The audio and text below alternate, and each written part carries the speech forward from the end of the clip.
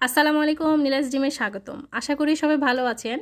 আজকে এসেছি বাবার বাসায়, আর বাবার বাসায় আসা মানে তো বুঝতেই পারছেন, মা ভাই ভাবিদের ভালোবাসা যত্নের শেষ নেই। সেই সঙ্গে আমার 3টা আব্বা আম্মাও আছে এবং আরও কিছু খালারাও আছে, তাদেরও ভালোবাসার কমতি নেই। আলহামদুলিল্লাহ, আমি এবং আমার বড় অনেক লাকি যে আমার বাবার বাসায় এবং শ্বশুর বাসায় মিলে আমাদের মোট 10টা ছেলে মেয়ে আছে। আল্লাহ আমাদেরকে সন্তান দেন নাই এখনও ঠিকই, তবে এতগুলো সন্তানের ভালোবাসা পাওয়ার তৌফিক দান করেছেন আলহামদুলিল্লাহ। আপনারা সবাই আমার দুই পরিবারের সবার জন্য দোয়া করবেন, যেন তারা সবসময় ভালো থাকে, সুস্থ থাকে এবং আল্লাহ তাদেরকে হেফাজতে রাখে। যাই হোক, এই যে আমার ভাবিরা কত মজার মজার নাস্তা খাইয়েছে দেখেন। শুরুতেই যে ভিডিওটা দেখিয়েছিলাম যে খাবারটা, সেই নাস্তাটা আমার বড় ভাবি বানিয়েছেন। ইনশাল্লাহ কোনো একদিন অন্য কোনো ভিডিওতে দেখিয়ে দিব রেসিপিটা। পাটিসাপটাটা আমার ছোটো ভাবি বানিয়েছিল, সঙ্গে ছিল মিষ্টি, সিকরুটি, সালাদ এবং দুধ চা। দুধ চাটাও আমার ছোটো ভাবি বানিয়েছিল, কিন্তু সেটার ভিডিওটা দেখানো হয় নাই।